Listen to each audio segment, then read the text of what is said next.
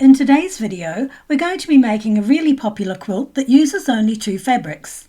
Now it looks impressive, but the block construction is nice and simple, making it perfect for beginners and experienced quilters alike. It's a project I've been wanting to make for quite a while, so let's get started. Now the first thing I'm going to do is cut some strips from my white fabric, and I've already trimmed the edge of my fabric to get a straight line, as you can see here. So now I just need to line up my ruler on the 6.5 inch mark and cut my first strip.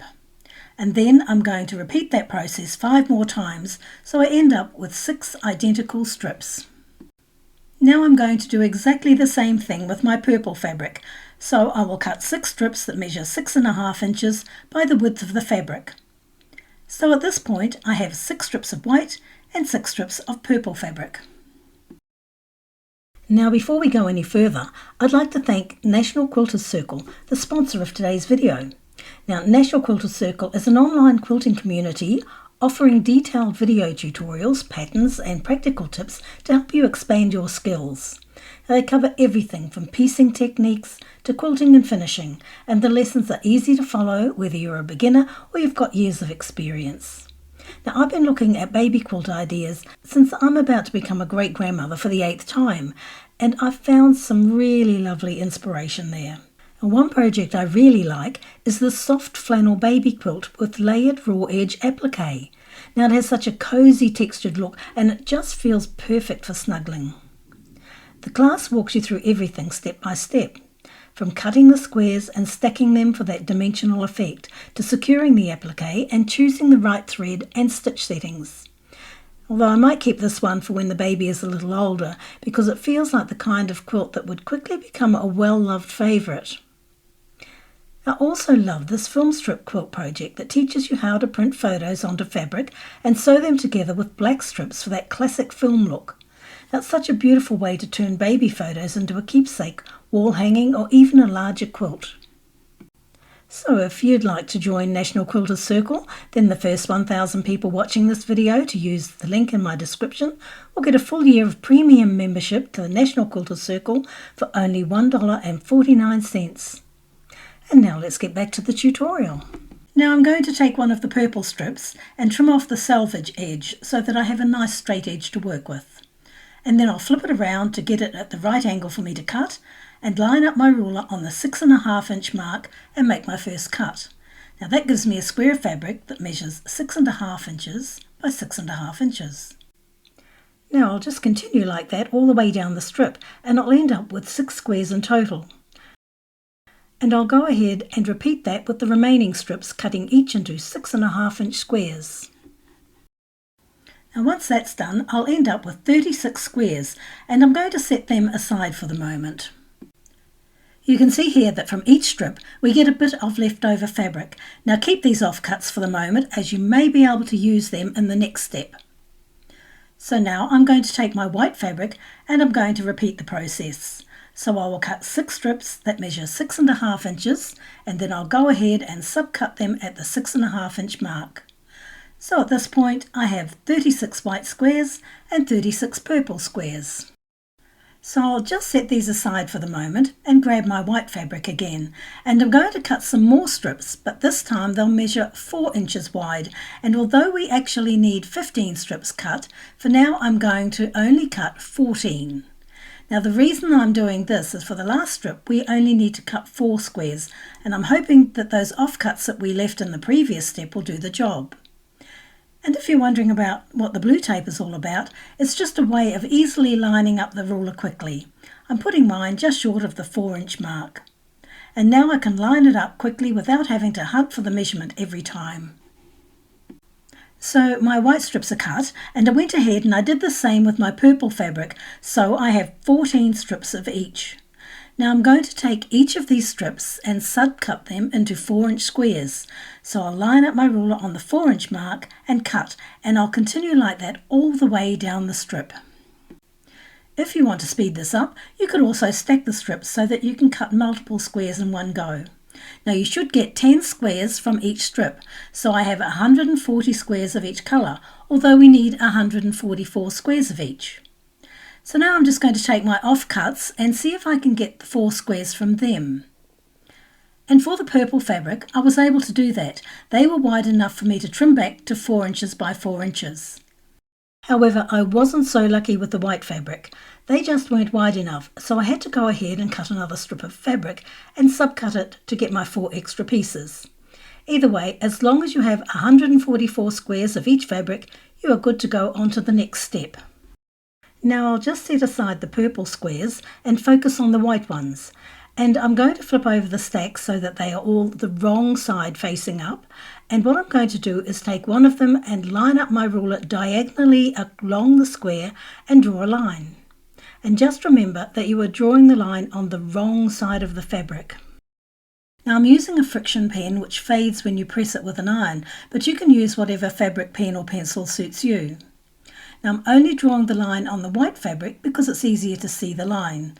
And I'm going to repeat that with all of the 4-inch white squares that I have here.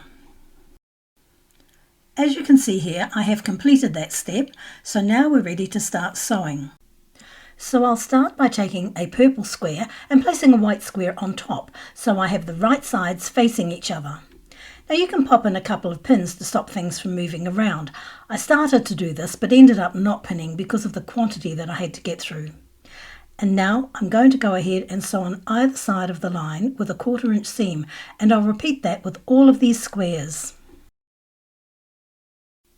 Now chain piecing is the quickest way to get through these, so instead of cutting the thread between each piece, you just keep feeding them through. Then once you finish sewing down one side, you can turn the squares around and continue to sew down the other side. Then, when you've finished sewing down both sides, you just need to cut the threads between each piece with a pair of scissors, or you could use one of these handy little devices. You just put in a rotary blade and away you go. I love this thing. It's called a blade saver. So I've sewn all of my squares as you can see here, and now I'm going to take one of them and line up my ruler along the line that I drew and cut. And now when I open each side, you can see that I have 2 half square triangles. So now I'm going to go ahead and repeat that with all of these squares. I'm pressing these seams open today, which isn't my usual approach. I normally press to one side for extra strength, but no matter what we tried, the seams just wouldn't nest properly on this quilt, so open seams were the best option.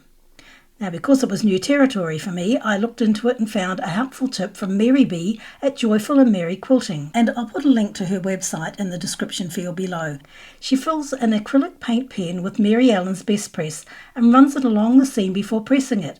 Now, it worked brilliantly, and you can see how nice and flat the seams are. Now that they are all pressed, I'm going to do one of my least favourite jobs, and that is trimming back these half square triangles, and I'll trim them back to 3.5 inches. This is a job to get a girlfriend round for afternoon tea to give you a hand. Now, if you're unsure on how to trim a half square triangle, I have a more detailed video on how to do this without having to purchase the ruler that I'm using here. This is a Creative Grids half square triangle ruler, and it does make the process a whole lot easier. Now that I have them all trimmed, I'm going to use them to form 2 different types of blocks.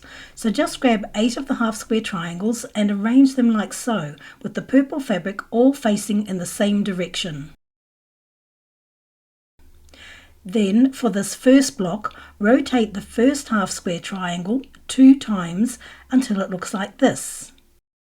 Then for the second block, rotate the bottom half triangle 2 times.